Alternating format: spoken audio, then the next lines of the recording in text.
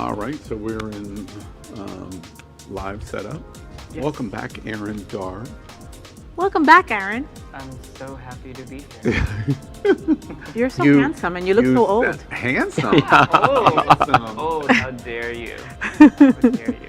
You sounded there, by the way, Aaron, like a Stepford wife. Oh. Hey, you're so pretty. I'm sorry. You're so very pretty. You're very pretty. Yes. As I pet you. It's like a Chucky doll. Oh, yeah, thanks. I was going more for the Remembrance Princess Diana doll kind of look. I have no idea what you're talking about, thankfully. All right. Well, good evening, America. It is 7 p.m. Monday, November 9th, 2020, and this is Queer News Tonight, the world's first live LGBTQ daily evening news. It's time to queer up the news. First, breaking news today.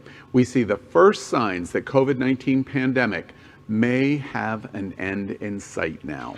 And we report on Biden's historic references to the LGBTQ community in his acceptance speech, and we find out that Thor's brother, Loki, will be LGBTQ in new Disney Plus show. Yay! There are a record number of LGBTQ individuals going to Congress, and we learn Jerry Falwell plays sex games and has crushes on, other men.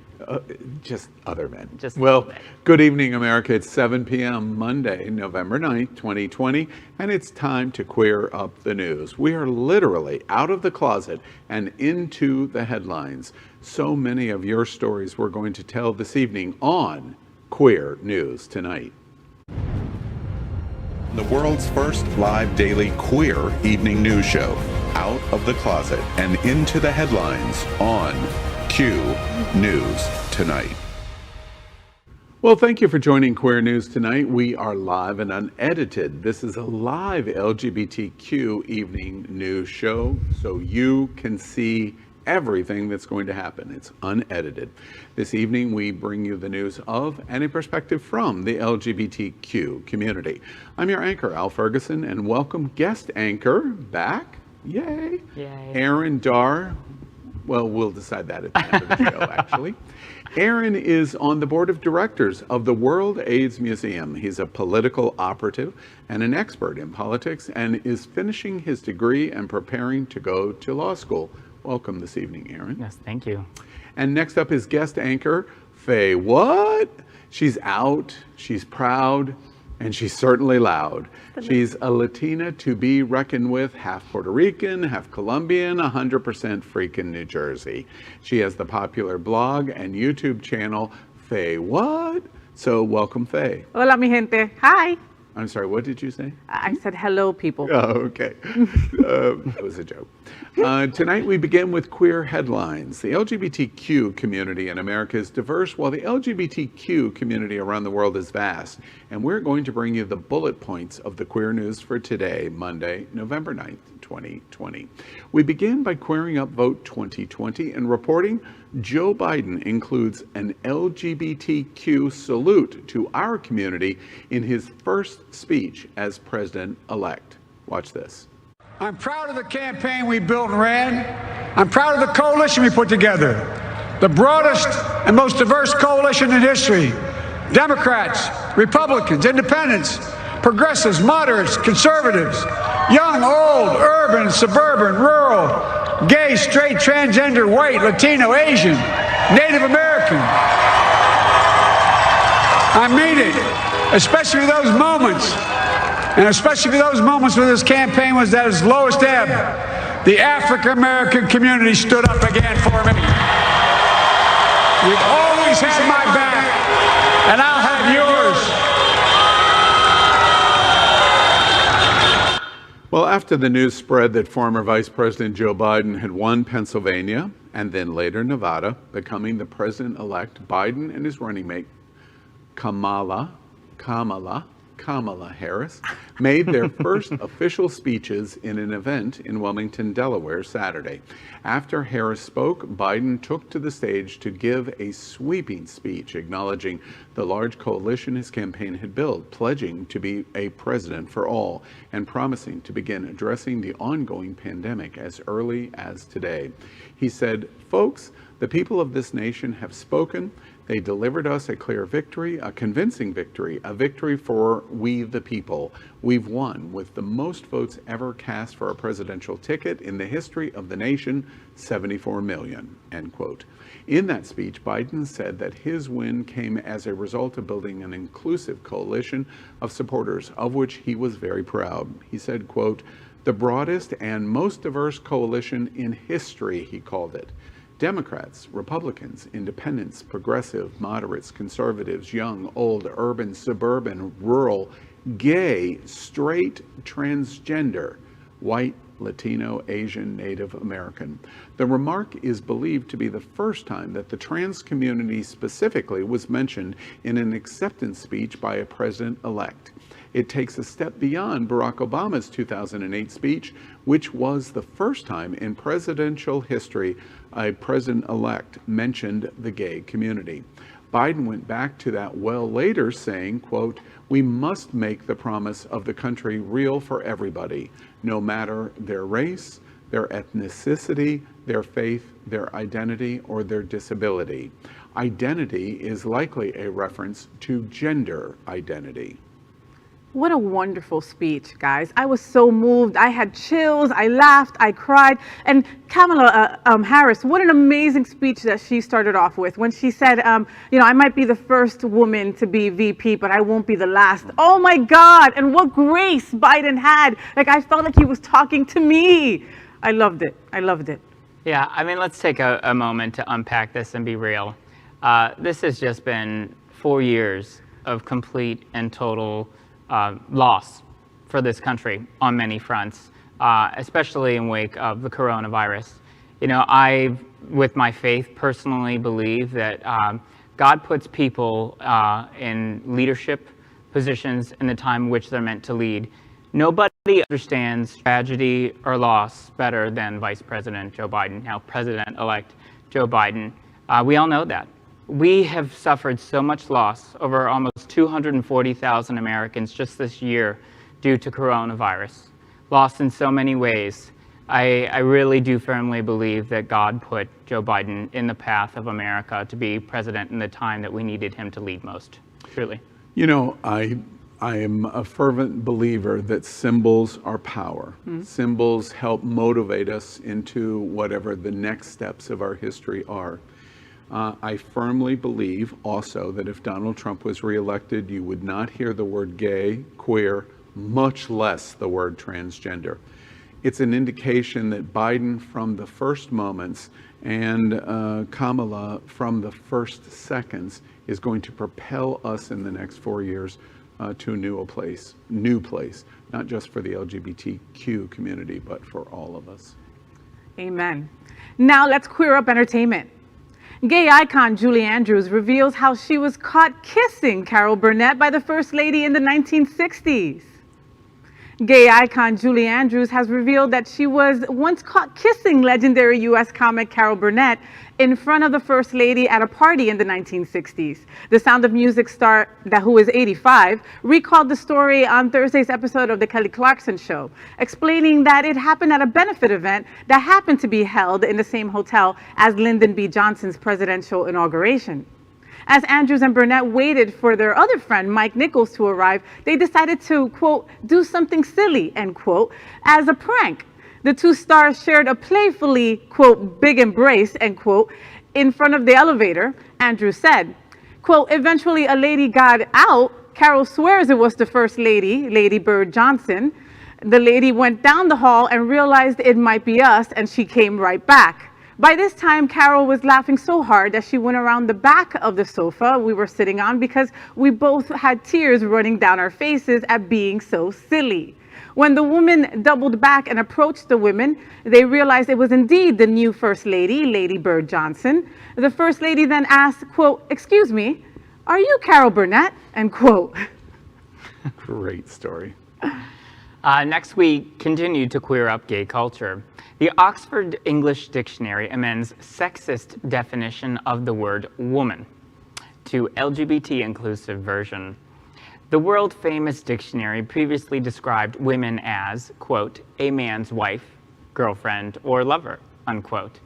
This has now been amended to acknowledge the fact that a woman can be a person's wife, girlfriend, or female lover, rather than only a man's.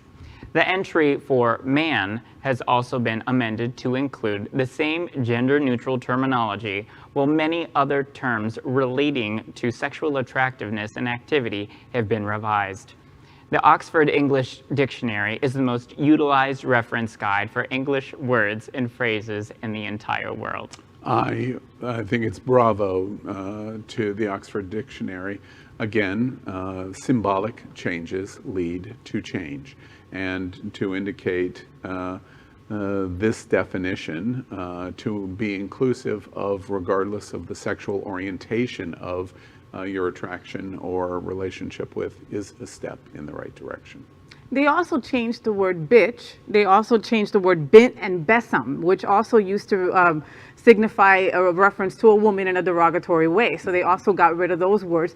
But bitch, I like that word. I don't know. Progress, whether it be big or small, this is a huge step for so many people because whether it be the dictionary or a science journal, it wasn't all that long ago in America and countries all over the world that classified homosexuality as a mental illness. So this is not just a win for us today, this is a win for children all over the world in the future. Yeah, Merriam-Webster's or Oxford, any preferences? They've both done it, so. Next week, Queer Up Vote 2020 and reporting that Congress will have a record number of LGBTQ lawmakers next session. A record number of LGBTQ lawmakers will be heading to Congress next session after an election day marked by historic first. In New York, Democrats Richie Torres and Mondaire Jones won their House races and become the first two gay black candidates elected to Congress. The elections of Torres and Jones, quote, shattered a rainbow ceiling, according to Parker, and added that they will bring new and vital perspectives to Congress. With the addition of the two New Yorkers, the next session of Congress will likely include 11 openly LGBTQ members, 9 House of Representatives, and 2 senators, the most in U.S. history. 6 of the 7 LGBTQ incumbents on the ballot, all Democrats, won re-election. The 7th incumbent, Sean Patrick Maloney of New York, is leading his Republican opponent by nearly 3 percentage points with 78% of the votes currently called in. Well, let's rainbow up the Congress, all right? I'm just super excited these are great wins for our community. The representation is there, and let's get more people elected, it's very happy about it. Yeah, I'm actually surprised to hear that in this story. I've known Congressman Sean Patrick Maloney and his partner Randy for years. It's upstate New York. It's always been an uphill battle, but at the end of the day, I do hope and pray and believe that we will keep that seat. This is great news, but just the same way that women apply, or black apply, African Americans apply a standard of elected officials in our Congress, I'm celebrating the 11, but our target is 35 to 40 based on our population. So it's an indication of, yes, we've had success, but yes, we've still got a long way to go. Mm-hmm. That's our headlines that we wanted to talk about tonight. So next, let's catch up on all the news surrounding COVID-19 with our quarantine quickies. And there's a lot to discuss, especially today during this pandemic. So let's get it underway. Let's do this. Quarantine quickies. The best and worst of COVID-19 for LGBTQ. 10 million, 50 million, Operation Warp Speed, and Pizer vaccine. 90% effective. Watch this.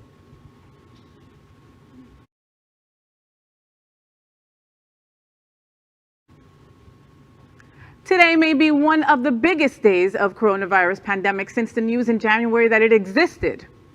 At least that's what Wall Street thinks when the Dow Jones opened an astounding 1,600 points on the news of the third trial of the COVID-19 vaccine. And the hopeful news could not come soon enough, as the U.S. has the highest week of cases in 2020, more than 750,000 in the last 7 days. America also crossed the grim number of 10 million cases, and worldwide, we crossed 50 million cases. U.S. health officials are very optimistic that the Pfizer coronavirus vaccine could help to effectively end the pandemic. A senior administration official said Monday that U.S. health officials are extremely encouraged by the announcement that Pfizer's coronavirus vaccine is highly effective in preventing COVID-19. The news combined with progress in the nation's manufacturing and distribution plans for COVID-19 vaccines makes U.S. health officials very optimistic that the vaccine and others in development could effectively end the pandemic. Admiral Brett Giroir, an assistant secretary at the Department of Health and Human Services, told reporters on a conference call earlier in the day Pfizer announced its vaccine was more than 90% effective in preventing COVID-19 among those without prior infection, hailing the development as a great day for science and humanity. Comparatively, the Centers for Disease Control and Prevention says a vaccine for influenza reduces the risk of flu illness by 40% to 60% among the overall population. Pfizer CEO Dr. Albert Bourla told CNBC that the company is on track to produce up to 50 million vaccine doses in 2020 and up to 1.3 billion doses in 2021. The development of a highly effective vaccine would bring an end to the social and society interruption the LGBTQ community has experienced through most of 2020. What do you think, Aaron, on the news of the vaccine and where we are in COVID today? I think that we're going to be hopefully out of the woods soon, but the holidays are coming up. People are going to be gathering with their families, and I think that only the worst of this virus is yet to come in terms of contraction and transmission. But with the news that Faye just stated, I do think that we are well on our way to an effective vaccine. Yeah. Big statistic day for COVID-19 and pandemic. Of course, are crossing 10 million cases in the U.S., crossing 50 million cases worldwide. We're still, regardless of the amount of testing we do, we're still 20% of all of the COVID activity on this planet. Our population is only approximately 4.4%. So the numbers are still grim in the United States. This last week, interestingly enough, as we were turning the corner and we were promised the miracle that we were going to get, we've had 7 days of the highest single week infection of the entire year. Interesting, it's election week. Might have dramatically affected the president in his reelection. As to the news of Pfizer, it is incredibly good news for us. I hope LGBT America keeps an open mind and reads a lot. It's a complicated vaccine. First off, the 90% effectiveness is just, it stunned everybody this morning. All of the medical world is stunned about the Pfizer announcement. It requires storage at 100 degrees below zero. Oh, wow. So it's going to be very expensive and very difficult to keep having the storage facilities for this vaccine. And it's going to require 2 doses. So the first injection will be on day 1, and then you're going to have a second injection on day 28. So it makes it more complicated than a standard flu vaccine. But the 90% effectiveness is just breathtaking. And if we want America to come back before 22 or 23, this is the path. Probably the greatest news in 2020 is today in optimism, in defeating and beating COVID-19. It's great news. It's going to be a while before someone normal like me will even get that vaccine. It's going to be way into next year. And so as of now, do not lax, wear your mask, wash your hands, and wash your ass. You know, to that point, one other thing I've read a lot today. In the next 6 weeks, likely with speed approval, 50 million doses are going to be available.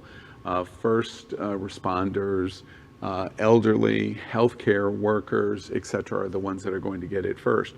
but there is a very, very good chance that you will be able to have the vaccine as early as late spring 21.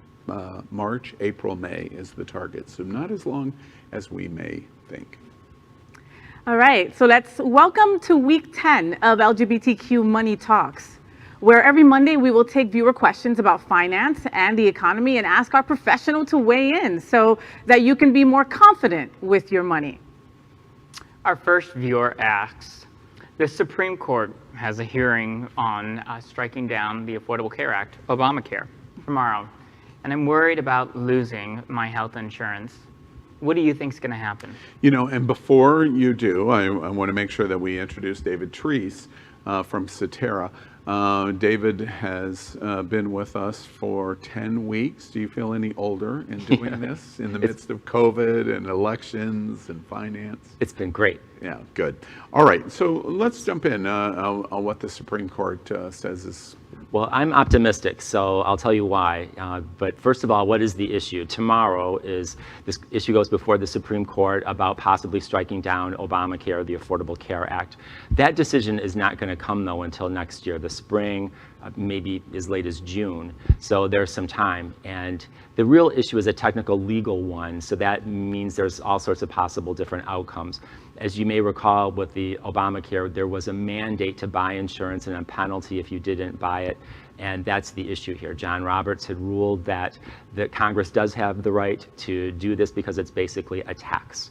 Well, Congress went ahead and reduced the tax to zero. So that basically went away as an issue. So now the Republicans are claiming, well, if it was only legal because it was a tax and the tax is zero, essentially it's no longer legal. And so you've got those technical arguments. And the Supreme Court could remand it to lower courts. They could uphold everything and nothing changes. It could be that they strike down part of it but leave the whole act together. So there's a lot of different outcomes. But the reason I'm optimistic is that I don't think people realize, and us in the financial planning world see this, that how much these past 10 years have changed in the health insurance world. Before, if I had somebody who wanted to retire before 65 and they had a pre-existing condition, you couldn't do it. You basically were tied to your job, tied to getting Medicare at 65. And there's so many changes that have happened. And even our soon-to-be ex-President Trump has always said, we're going to protect pre-existing conditions with his non-existent plan that never appeared. And I think there's going to be tremendous pressure on Congress to do something to make sure that what people come to expect is still going to be there, including protecting pre-existing conditions. We have had students, college students, stay on their parents' health care plans. We've had cost controls. There have been just so many changes here that this would all go away, I think is going to cause a huge backlash. All right, and Faye, you have another. Yes, we've got another question for you, David. How do you see the stock market reacting to the new administration next year? Well, I will say that stock market predictions are kind of like polling predictions. Be very careful. Be very wary. Right. They often are very wrong. Nobody can predict the stock market. But getting back to this administration, it was very clear that Biden was being priced in to the stock market, that we, as the polls were so positive, that the stock market kept going up. And even on the election, I think it's clear that the stock market has liked the idea of divided government. We kind of expected that that would be the case if that was the outcome. And the reason is the stock market, Wall Street, which is not Main Street, but they like the idea that they're not going to be the repeal of the corporate tax cuts, more regulation, all of that's going to be more difficult. So they basically have responded very positively. One interesting thing to note, the biggest fear, as we kept saying going into the election, was the risk of a contested outcome like 2000, where we had Bush versus Gore, and this went on for a long time, and the court hearings, and the stock market actually went down 10% during that time frame. Now, Trump is saying, fake election fraud. Look what the stock market is doing. The stock market is saying malarkey, that they like the results. They are not concerned about a contested election. Boy, the stock market has That's spoken. good news. Very good news. And Aaron, you have one final question. Yes, our final viewer question is, I hear a lot about fire and this FIRE movement. Is it California? Or Right. But the FIRE movement, financial independence, retire early. What do you think about this? Well, a lot of us in the financial planning world hate this, and just to explain what it is, a lot of young people, it's almost a subculture, have this idea that they don't want to work, they want their time, they want to sorry, live. David, have you met Aaron Dar? I like to work. We like that. We encourage work. The idea is people are trying to live super, super, super frugally, and living on ramen noodles and trying to save, and the idea is that they're going to retire when they're 30 or 40 and then continue to live frugally, but then do whatever they want to do. And the problem with that is you never know what the future holds. I mean, look at this pandemic. Look at, you think you can buy health insurance on an open market through Obamacare, that could get struck down. There's just too much uncertainty to retire too early and to get out of a job market, to not keep your skills up, and to kind of predict what's going to happen. So we don't recommend people, frugality is great, trying to retire younger is great, but this FIRE movement, I think, it opens people up to a lot of risk. And who is driving this? This conceptual idea, where is it coming from? Well, I think it's a lot of people who have basically not been happy with their jobs, the career situation, the opportunity or lack of opportunity. I'm old enough to remember the corporate world, and you got a job and you worked there for 30 years, and it's not quite like that. People want, the younger generation, they really want to take control and feel that they're in control of their time, their life, and that's great if you can do it, but that's just by living super frugally and trying to retire on almost nothing is risky. Yeah. Okay, well, that's very clear, and I haven't heard that that acronym before. Interesting. Well, America, that's part 10 of LGBTQ Money Talks for the LGBTQ community. Every Monday night, we are going to bring you viewer questions. If you have them, all you have to do is submit them through any of our platform channels about finance and the economy and your money. And you get to ask our professional to weigh in so you can be more confident with what you do with your money. As always, thank you, David Treese, for being with us tonight. It's a pleasure. Thank you. Well, we'd like to remind you that Happening Out Television Network is broadcasting on our permanent set in partnership with the Sunshine Cathedral, the world's largest queer church here in Fort Lauderdale. We always joke this is the gayest place on planet Earth, and our support of their Sunday celebration is the largest LGBTQ religious broadcast in the world every Sunday at 10:30 a.m. Eastern, and it is completely live. About 30,000 people are watching their Sunday service. We encourage you to tune in. Sunshine Cathedral is my queer church. Watch this.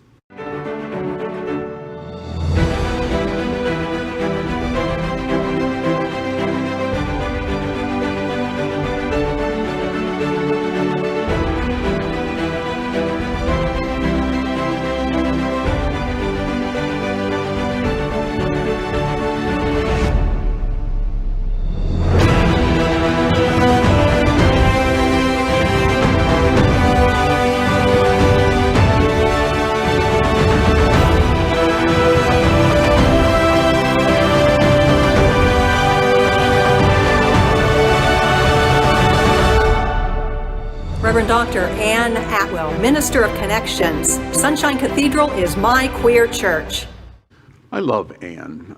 We'd also like to thank our set designer, Concepto Modern Living here in Fort Lauderdale, for making this set in this amazing queer church campus possible. Well, we're going to end tonight's broadcast with the big finish. You know what we're going to do. Short story mentions of LGBTQ news or news with a gay perspective. So here we go. First on queer news, tonight's the big finish. Jerry Falwell, he's one of my favorite subjects. Jerry Falwell Jr. played sex ranking games, had crushes on men, according to alleged ex-lovers. Well, I'll tell you here, I think this brings a whole new meaning to don't ask, and girl, you better not tell. Aaron, I'm sorry, but I didn't hear a single word you said because I was looking at Juan Carlo. Is that the guy who worked at the Fountain This is Blue? the Fountain That's Blue. the Fountain Blue pool Yes, guy. Oh, wow. Oh, this is the pool boy. This Yes. is the pool boy. What a career Oh he's my made. God. And look at that Now hair. we all get excited. Now we're all like, yeah. Okay. So in other words, did y'all just say that Jerry Falwell's got good taste? Is that what I just heard y'all say? I guess.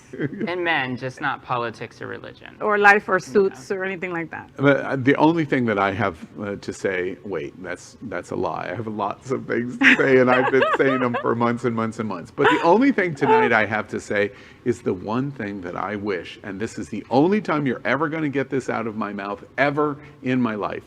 I wish Jerry Falwell was alive.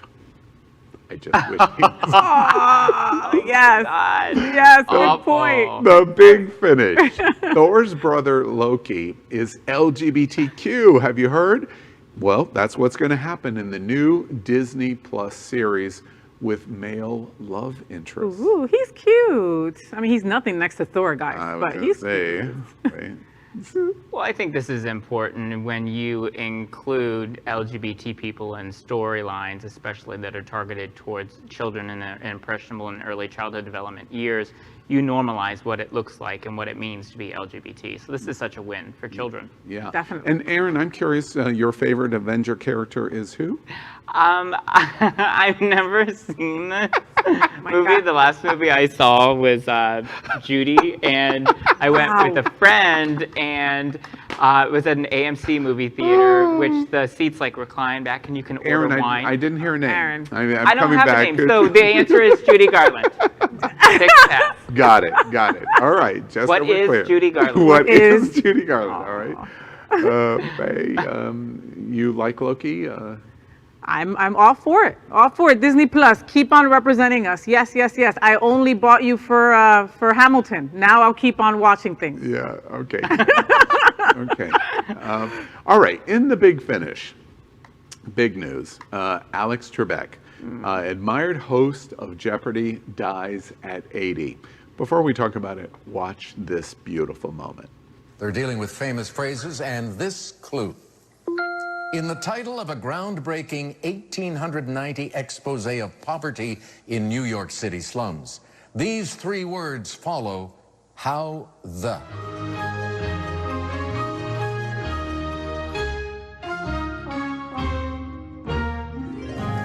Drew, you're smiling. I like that. Let's take a look at your response. Did you come up with the right one? No? What is "we love you"? That's very kind of you. Thank you. Cost you $19.95. You're left with $5. Okay. Oh, goodness. I mean, how do you even respond to that? I just, it's such a part of culture here in America, and it really is such a tremendous loss for so many people, truly. Like, I got tears. Like, he announced that he was sick almost a year ago, right? Something Yes. like that. And I've known, unfortunately, a few people that have passed from pancreatic cancer, and they didn't last 6 months. So, I mean, I think that his will and his passion to be here kept him here this long. What an amazing soul. That clip filmed about 5 months after his announcement, and everybody knew what the inevitable was. Pancreatic is among the absolute worst. One of the things that was really sad about this, he had a long and storied career, 80 years old. Come on, let's celebrate a life well lived. So there's not sadness for me on that. It's kind of a transitional sadness, though, because every smart geek, I know every person in this room right now is one of those smart geeks. And we watched Jeopardy because we liked to challenge ourselves with the questions in the reverse of the what is, who is, where is, whatever, to make it a little more difficult. It's not pick A or B. It's not the silly things that we see frequently in America that dumb it down. Jeopardy and Alex Trebek, and frequently he knew a tremendous amount of what was being asked. Jeopardy and Alex Trebek never dumbed it down, and we can always, always thank him. for that. Definitely. And that joy that you got when you got the right answer on something, right? I mean, there is no replacing Alex Trebek. That's right. R.I.P. That is today's news for the LGBTQ community on the world's first daily LGBTQ evening news show. And as always, remember, if it's important to the LGBTQ community, it's important to Queer News Tonight. But you must help us. How? Well, click subscribe on YouTube, ring that bell for updates, and share this very important news. We are literally out of the closet and into the headlines, and this is the only source of live LGBTQ news in the world, the only one. Your community needs your support. You are not alone. We will get through this crisis. And we are here with you, and this is Queer News Tonight. So thank you for joining us. I'm Al Ferguson, and on behalf of Faye, what? And I'm sorry, tell me your name again. Aaron Dar, Thank you. My friend Aaron Dar. We will see you daily at 7 p.m. and tomorrow night. Good night, America.